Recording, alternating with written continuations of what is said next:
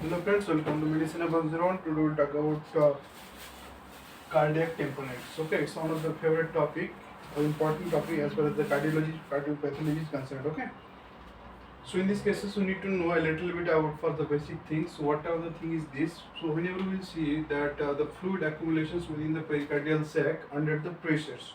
So normally we know that pericardial effusions can be seen in terms of the acute pericarditis. In case of the acute pericarditis, we know there will be also the accumulations of the fluid within the pericardial sac. But in these cases, that should be what the accumulations of the pressure that will create on top of the high pressures. Okay. So and the next things, whenever the pressures will be more, for example, if I just draw a little bit of the heart part over here, for example, it is the heart. Okay. Now I'm just taking the pericardium overall over here. Okay, so whenever the fluid accumulations will be over here, so definitely it will create the pressures on the heart chambers. It will create the pressures on the heart chambers. Okay, so whenever the pressures on the heart chambers will be more or elevated over here, there will be obstructions on the venous returns. So this will be whatever the thing will see. This heart parts or the chambers that will be obstructed just like this, a little just. Okay. So whenever the obstructions will be over here, so as a result we will see the venous returns within the heart that will be less. So whenever the venous return within the heart that will be less, so definitely what can we show over here? That the cardiac output that will be definitely low. Now whenever the cardiac output will be low, so definitely we can say whatever the changes we will see, that hemodynamic instability. So that the hemodynamic stability we cannot see in these cases. Now the main thing which over here, whenever the intracranial pressures, whenever the intrapericardial pressures in these regions, the pressures intrapericardial pressure will be more than the filling pressures. Whenever the blood is coming, that's also on top of the pressure. You can see over here there's the filling pressures. So whenever the intrapericardial pressures will be greater than the filling pressures, as a result we see the cardiac output that will be less because of the obstruction in the venous return. Now the pericardial effusions versus the cardiac tamponade. The main thing is over here that in these cases there can be the pericardial effusions, but if the accumulations of the fluid is not rapid or it is not that much that is not able to pressurize on the chambers. For example, the fluid is getting accumulated over here, but think just like this. The fluid is over here. Whenever the fluid is coming, if the fluid is accumulating gradually, so there is a chances for the pericardium to get stretched. So whenever we will see expanding of the pericardium, that is not able to create the pressure on this because it is getting expanded. But in these cases, we will see the pericardials, whatever the thing we will see in these cases, that will create the pressures. That's why it is known as the cardiac tamponade. Now, whenever these three factors depends on this in these cases, the amount of the fluid, the rapidity, and the compliance. Okay. Now the diagnosis we can see in terms of the echocardiography. Now, whenever the intrapericardial pressure that will be more than the 15 mm of mercury, that will lead to the formation of the cardiac tamponade. Okay. Now we can classify the cardiac tamponade in two ways: in the acute and the subacute or chronic. In terms of the acute, for example, there is accumulations of 200 ml of the fluid. Okay. Now see what type of the etiologies we can see over here. For example, the trauma, stab injury. Okay, so there will be what? That will lead to the free wall rupture. As a result, whenever the free wall rupture will be there, as a result we can see, there will be what leakage of the blood within the pericardial sac. In case of the post-myocardial free wall ruptures. Okay, for example, there is in these regions, for example, this is the myocardial infarctions over here. And after duration, a little bit durations, we'll see these portions will get softened. It will be soft.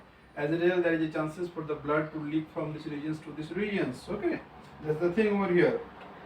Now we can also see in case of the aortic dissections. For example, within the aortic dissections is the aorta. You can consider over here. From here, there will also leakage.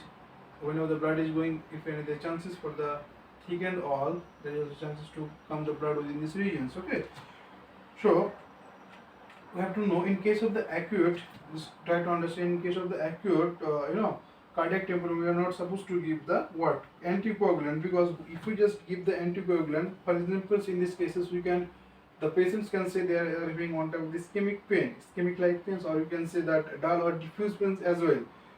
Okay, but if we use anticoagulant, that will leads to the formation of the hemorrhage, and whenever the hemorrhage will be here, the more amount of the blood will come over here, so that will leads to the cardiac tamponade. Okay. In case of, you know, in case of, for example, the subacute chronic, the whatever the etiologies you can see over here, the tuberculosis or neoplasia. Okay, in these cases, and also we can say the idiopathic pericarditis, usually repeated viral attacks. So whenever we are seeing in terms of the idiopathic, in these cases we have seen in most of the cases that usually repeated viral invasions that will cause the cardiac tamponades. Now we have to know what are the clinical manifestations and the investigations we can do. In terms of the clinical manifestations of the cardiac tamponade, we have to know what are the changes we will see. The three factors basically you can see over here: the jugular venous pressures, or you can say the jugular venous pulse, that will be elevated, and the systemic blood pressure, that will be decreased.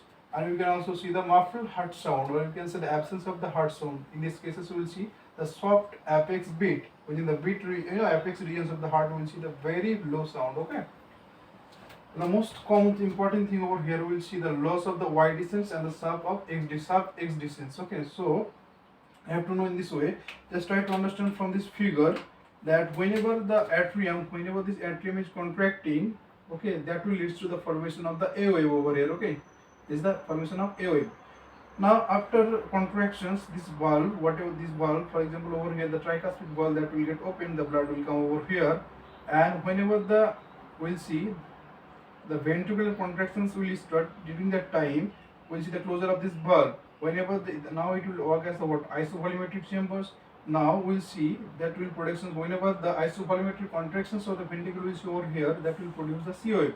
Okay, that will produce the C wave. Now if you talk about in terms of the, whenever it will just contract, after that we will see the atria that will come into the relaxations. So whenever the atrium that will come in the relaxation conditions, that will cause the what we will see over here. In these cases, the atrial relaxation, that is known as the X descent. So this will be the X descent over here. This is the X descent that defines that atrial relaxations, as well as we can see over here in these cases. Okay, and we will see also what X descent. Now if we see what is V wave, whenever we are seeing the ventricular contraction done, now it's in the resting conditions or in the diastolic conditions of the atrium. The atrium that will keep on accumulating the blood within it. The atrium will keep on accumulating the blood within it. As a result, we will see that whenever the V wave, we will see that is the for atrial filling, and we will see also the Y descent. So we will see whenever the atria, after accumulating the blood, after getting the blood, whenever the atrium, that will just get emptying. Or if we see the early ventricular filling, part of here, we will see the what Y descent in these regions. So after the clinical manifestations, we will get over here the jugular venous pressures, that will be elevated, the systemic blood pressure, that will be decreased, and we will see the muffled heart sound or absence of the heart sound, or another way we can say the soft apex beat.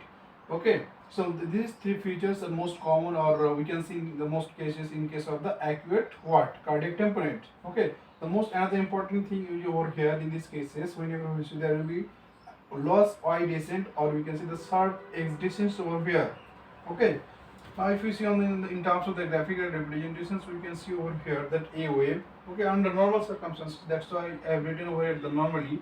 We will see the A wave for the atrial contractions. We will see the C wave for isovolumetric contractions, and we will see that the X descents, that is for the atrial relaxations, and we will see the Y descents whenever atrial will be emptying. Before that, we will see the V wave for the atrial filling, whenever the atrium is the relaxing conditions or in the diastole. At that time, we will see that atrial filling. There is the V wave over here. Okay, so this was all about the cardiac tamponade.